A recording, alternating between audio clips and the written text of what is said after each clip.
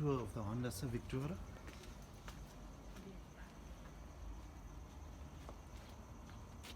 Beautiful Honda Passion Red paintwork.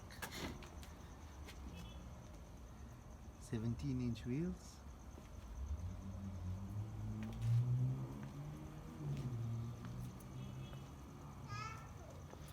Adaptive forward lighting, xenon headlights with headlight washers. Side markers, indicators on the side mirrors. Right, and being a station wagon, it has roof racks, or rails, so you can strap on a luggage box on top of the roof.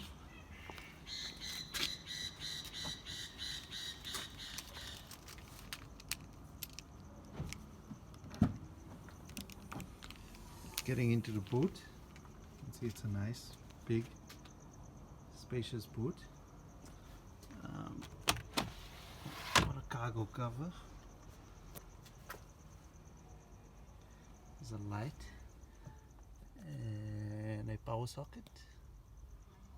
You have your tethers for baby seats at the back as well. There's a bit of a side pocket here with a net. If you lift this cover up, you have your spare wheel well, which is quite big. You can even fit other stuff in there. And if you lift this cover in front on up, there's the net with the bars which you can put up in the car.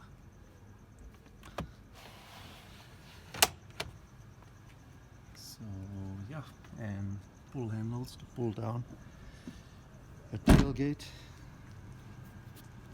And then moving on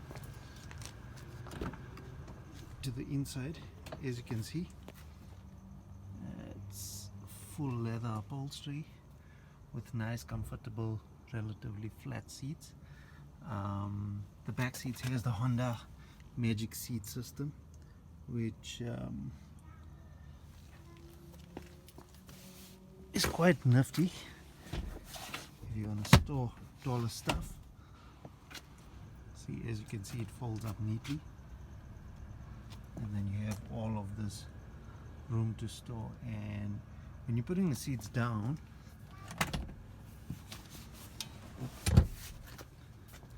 it actually creates a flat storage space. Being the Magic Seat system, you can see the bottom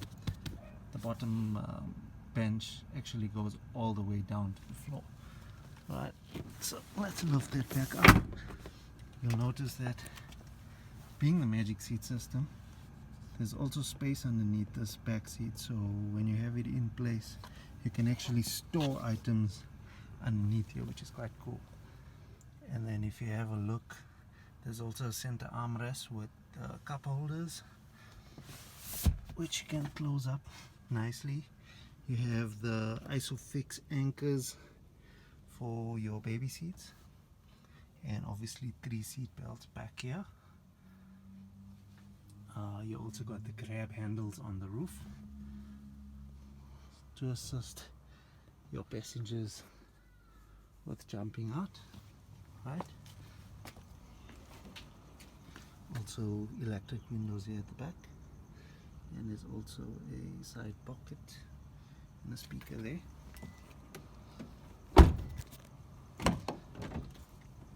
Coming to the front, as you can see, also the same full leather upholstery, and it actually has like a durable side. It's probably a synthetic leather on certain panels, which is made to be very durable, because this is a utility vehicle. And as you can see, the seating position is quite high. If you have a look at the door, here's all your window controls, your lock for your rear windows, child lock and unlock buttons, and electric controls for your side mirrors with an electric fold-in functionality. you look inside here, we have the stability control button, which you can turn off the traction and stability control, which you never do. And then you have the headlight washer and the park distance control sensors, which you can toggle to switch on or off depending on your liking. There's also an economy button on the dash. I think it just tries to save fuel by timing your gear shifts a bit earlier, as opposed to like a sports mode, which will hang on to revs for longer. As you can see from the side, there are pedal shifters like a DSG style behind the steering wheel, which allow for gear changes. And yeah, you can see, so this is to, the right hand side pedal is to shift up, and the left hand side pedal is to shift down. Gives a nice tactile feel. On the bottom here you have your steering wheel controls for the telephony, Bluetooth telephony, pickup calls, drop a call, and voice control. So if you're on a dial or whatever it is. You have your right stalk for your windscreen wipers, which are automatic. You can see there's an auto function, and when you got it on that, the wipers will come on automatically if it's raining or if there's water on your screen. And so do the headlights. The headlights also have an auto function, which will switch on as the day gets, well, as the day turns to night. So yeah, you can obviously play around with that and also not use it if you don't want to. Alright, on the center console you can see there's the numbers for your stations, a power button, your CD inlet, eject button, scan, and a whole bunch of other controls for your radio. You will, however, use this dial for also scrolling through the menus of the onboard computer. Yeah, and if you tap on the CD aux, it also takes you through your Bluetooth streaming as well. And then obviously telephone, you press that to go into your telephone menu. In addition to FM radio, it does have digital audio broadcast, which is quite cool. You get some nice digital channels as well. Well, at least here in Johannesburg. Down at the bottom you have your Aircon Control, suspension, and heated seats. This is a dual zone climate control, so you can adjust your temperature for the left, temperature for the right hand side, fan speed, your different modes, toggling your aircon on and off. It also has an auto function. You can also hit the sync if you don't want to repeatedly, if you're just driving one person in a car and you want to change the temperature. At least with the sync you can just tap on one and it will adjust both zones. You got the air circulation. Yes, you have the air circulation button, your front windscreen demister, your rear demister, and side mirrors demister, so the heated side mirrors.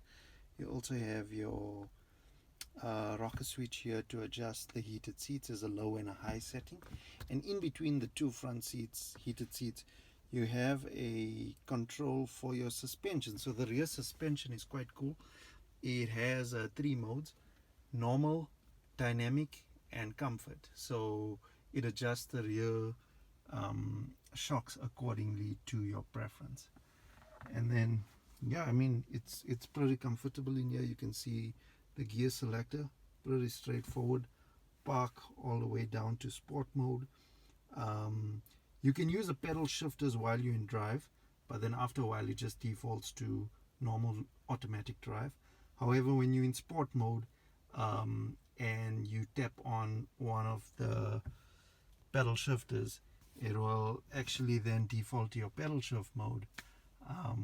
And yeah, so you can get that sort of fun of driving a manual shift vehicle. Up front you'll also see that there's tweeter up on the A-pillar next to your air vent, and there's obviously a speaker down in the door which you cannot see now. Let me quickly turn on the ignition to show you what it looks like with the vehicle switched on. There we go. Start it up. Right in front of you, you have a nice big rev counter or tachometer, which also gives you your automatic gearbox gear position. On the left hand side you have your coolant temperature, and on the right hand side you have your fuel level. In those two on those two gauges on either side of the tachometer, you'll get all your warning lights. Like right now I don't have my seatbelt on, so it's giving you that on your right hand side. On the left I have the handbrake up, so that's giving you that warning sign. Up on top you have your speedometer, so it's a purely digital speed readout, and then on either side of the speed you can see there's those blue lights which you can change to turn from green, light blue, dark blue, which gives you sort of a instantaneous fuel consumption, so how you're doing on fuel or economy. To the left of that you have a full color display which also shows you all your onboard computer functions, as well as your main information like mileage, outside temperature, fuel consumption, etc. So if we come onto the menu here on your steering wheel, you can see that there's odometer, trip computer, adjust your clock, so general vehicle settings, etc., which you can customize. So there's also tire deflation warning, there's to change stuff on your display, and which you can also put a background of your choice. So if you toggle through the different screens, yeah, I think this is the one where you can put your own customized background in. There's a clock, there's the audio settings, and so obviously when you have a CD playing or your connected iPod, whatever, it will tell you what's playing on there. And then yeah, back to your computer screen as well. So there's a look at have a look at the LCD width of the Aircon Controls while the guy's switched on. And yeah, I just switched on the headlights, so all the other lights lit up as well, as you can see.